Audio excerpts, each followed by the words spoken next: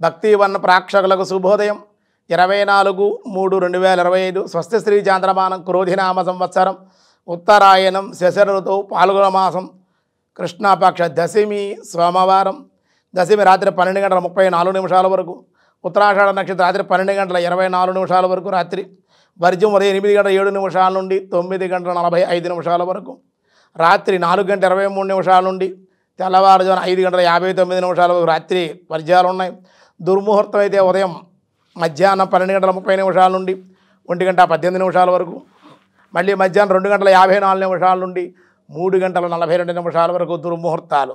సూర్యోదయం 6:06, సూర్యాస్తమయం 6:07. అమృతగడ సాయంత్రం 5:53 నుండి 7:01 వరకు. రాహుకాలం ఈరోజు ఉదయం 7:30 నుండి 9 వరకు రాహుకాలం. శుభ సమయం ఉదయం 4:30 నుండి ఉదయం 5:15 వరకు, రాత్రి 7:30 నుండి 8 వరకు కూడా శుభకాలం. పరిఘి యోగం ఉంది మధ్యాహ్నం 1:01, వని మధ్యాహ్నం 12:41, విష్టి రాత్రి 12:34. ఈరోజు దినారంభ చక్రంలో ముందుగా మేషరాశి. దేవాలయ దర్శనాలు ఉంటాయి ఈరోజు మేషరాశి వారికి. సంతానం ద్వారా శుభలాభాలు, శుభవార్తలు వింటారు. అనుకున్న పనులన్నీ ఈరోజు అనుకున్నట్లుగా పూర్తయ్యే అవకాశం. వృషభ రాశి. వృషభ రాశి వారికి అనుకోని లాభాలు, కొత్త మార్పులకు అవకాశాలు, దైవ చింతన, దేవాలయ దర్శనాలు, భగవద్ ఆరాధనకి అవకాశాలు ఉన్నాయి. మిథున రాశి. చేయి వృత్తి వ్యాపారాల్లో లాభాలు, స్వల్పంగా అనారోగ్యం కానీ ధనం ఏదో రకంగా అందే అవకాశాలు ఉన్నాయి. కర్కాటక రాశి. ఆర్థికంగా లావాదేవీలు, సంతృప్తి, దైవబలంతో ధైర్యంతో ముందుకు వెళ్తారు, కార్యానుకూలత.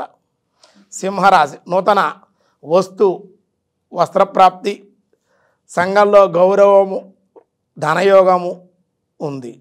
కన్యారాశి. కార్యములు యందు జయము, వివాహ ప్రయత్నాలు, అనుకూల శుభవార్తలు. తులారాశి. గృహంలో మార్పులకి అవకాశాలు ఉన్నాయి, బంధుమిత్రుల యొక్క కలయిక. వృశ్చిక రాశి. సంఘంలో అపనిందలు, కుటుంబ సమస్యలు, అధికంగా ధనవృద్ధి కూడా ఉండే అవకాశాలు. ధనస్సుర. శారీరకంగా శ్రమ, అకాల భోజనాలు ఉంటాయి. ఈరోజు ఆనందంగా ఉంటారు, పనులన్నీ కూడా అనుకున్న పనులు పూర్తవుతాయి. మకర రాశి. కొత్తగా మార్పులు కనపడుతూ ఉంటాయి. ఉద్యోగ వ్యాపార గృహాల్లో మార్పులకు అవకాశం ఉంది. చేసే ప్రతి పనిలోనూ కూడా విజయం సాధించే అవకాశం కూడా ఈరోజు ఉంది. కుంభరాశి. ధనలాభం, వృత్తి వ్యాపారాల్లో లాభాలు, స్త్రీ సౌఖ్యం, ప్రయాణ లాభాలు ఉన్నాయి. మీనరాశి.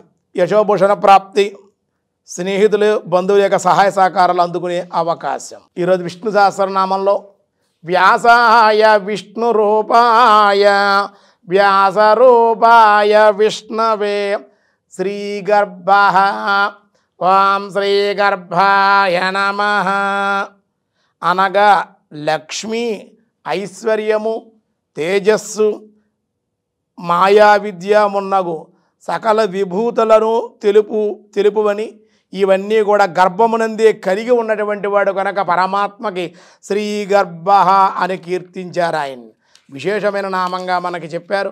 మిగతా విషయాలు రేపు చూద్దాం. ఈరోజు స్వస్తి.